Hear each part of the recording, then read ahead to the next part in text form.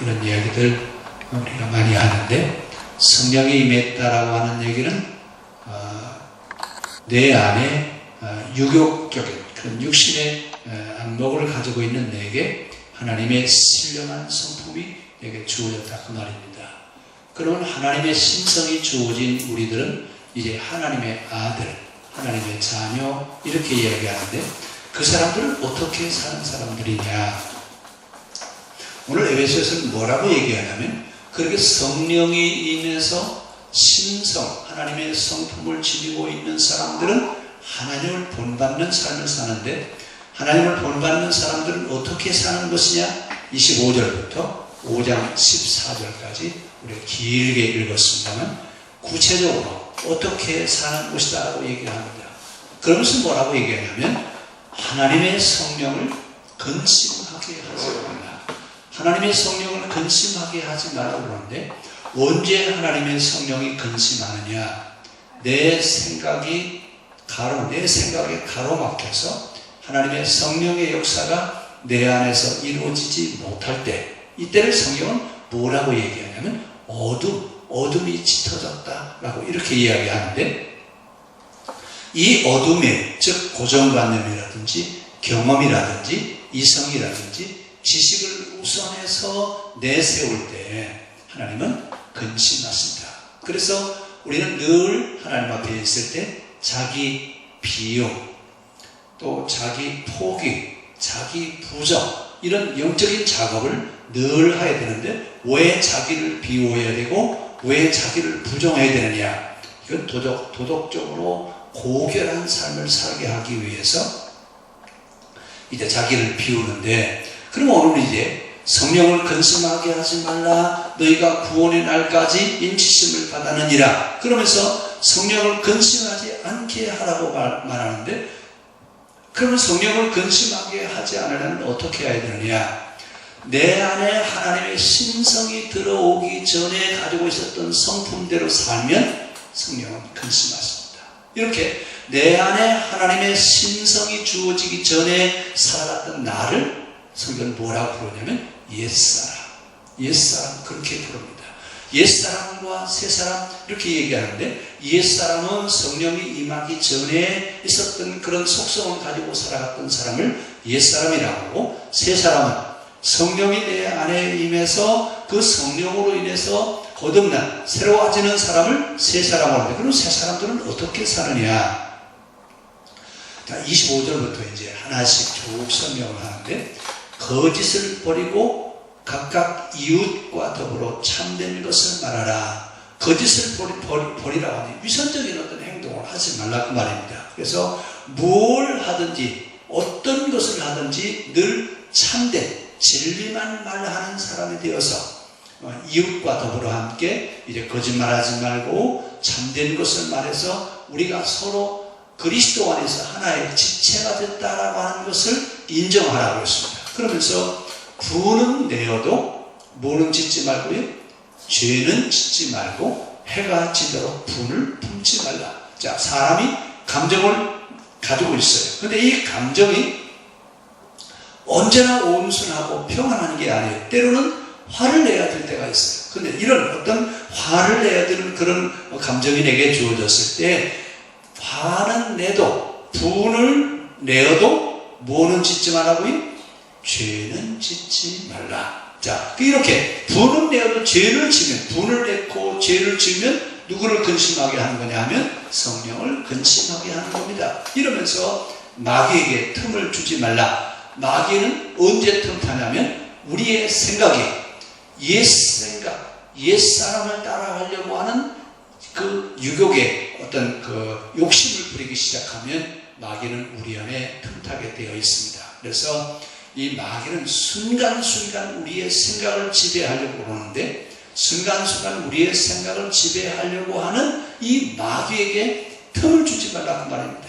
그러면서 도둑질하는 자는 다시 도둑질하지 말라. 근데 여기 도둑질한다라고 하는 말은 글자 그대로 도둑질하는 것도 이야기하고, 불이한 이익을 얻으려고 하는 것도 도둑질이고, 게을러서 나태함에 빠져있는 것도 도둑질이다 그 얘기입니다. 그러니까 불의한 이익을 탐하려고 하지 말고, 게으르지 말고, 남의 것을 훔치려고 하는 그런 절도 이런 생각 하지 말아라. 차라리 그렇게 도둑질 하지 말고 내 손으로 수고하고 내가 무엇을 하든지 선한 일을 할 수 있는 사람이 되어라. 그래야 성령이 근심하지 않는다 그 말입니다.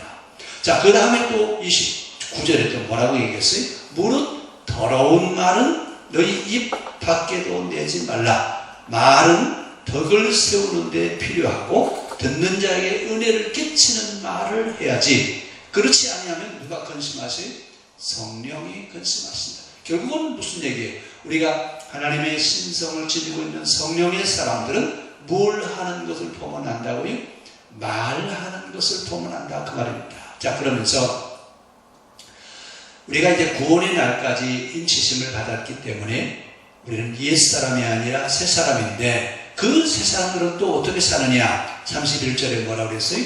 너희 모든 악독과 노함과 분냄과 떠드는 것과 비방하는 것, 이건 다 뭘로 하는 거예요? 말로 하는 거예요. 말을 바로 하라. 그래서 모든 악독과 노함과 분냄과 떠드는 것과 비방하는 것, 이 결국은 이제 말을 가지고 신앙의 덕을 세우는 삶을 살아가라고 이야기를 하고 있습니다. 그러면서 5장으로 넘어가서는 뭐라고? 너희가 하나님의 사랑을 받는 자녀같이, 신령한 하나님의 성품을 지니고 있는 사람들은 하나님의 사랑을 받는 자들인데, 이 사람들은 하나님을 본받는 자가 되어야지 유욕의 지배를 받고 있는 음행과 온갖 더러운 것과 탐욕을 쫓아가는 사람들이 아니라고 하는 얘기입니다. 자, 그럼 이 가운데서 우리가 하나님의 사람이라고 하는 것을 인정하기 위해서 우리는 탐욕을 부리지 않아야 되는데, 이 탐욕을 부리지 않는 훈련을 하는 것이 뭐냐면 주일 성수입니다. 매일 우리가 주일날 아침에 와서 예배를 드리고 또 기도하고 찬송하는 건 무슨 훈련을 하고 있느냐? 하나님, 내가 옛사람이 내 안에 들어있는 그 속성을 가지고 살아가지 않도록 탐욕을 부리지 않게 하여 주십시오. 이 성도로서 마땅히 따라갈 수 있는, 성도로서 마땅히 살아갈 수 있는 그런 삶을 살아가기를 원합니다. 이러면서 이제 우리가 주일날 예배를 드리는 거죠. 자, 그러면서 누추함과 어리석은 말, 희롱하는 말, 그리고 오늘 성령의 사람들은 뭘 조심해야 되냐면 말을 조심하라고 우리 계속 지금 말에 대한 이야기를 계속하고 있습니다. 자, 결국 이제 이렇게 말로 죄를 짓고 말로 성령을 근심하게 하는데, 이제 너희가 어떤 말이든지 첫째 말에 우리가 정화를 이루어야 되겠고, 그 다음에 이제 행동으로 옮겨지게 되어 있는데, 성령을 근심하게 하는 것, 이것도 죄가 되기 때문에 성령을 근심하게 하지 말라고 얘기합니다. 오늘 우리가 어떻게 하면 성령을 근심하게 하지 않겠느냐?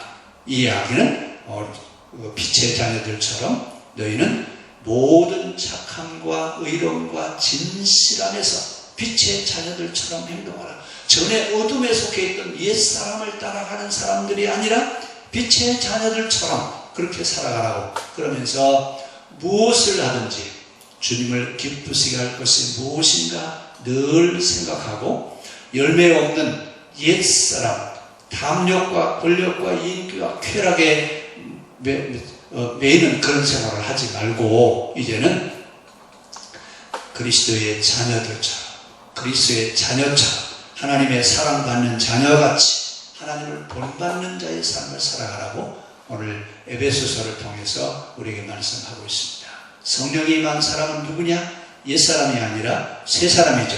새사람은 성령을 근심하게 하시지 않습니다. 성령은 언제 근심하시냐? 내 생각대로 하려고 할 때, 내 생각에 우선권을 두고 살아갈 때 성령은 근심하십니다. 오늘 성령을 근심하게 하지 않는 그런 새 사람으로서의 삶이 우리의 삶이 되어질 수 있기를 바랍니다. 기도하겠습니다.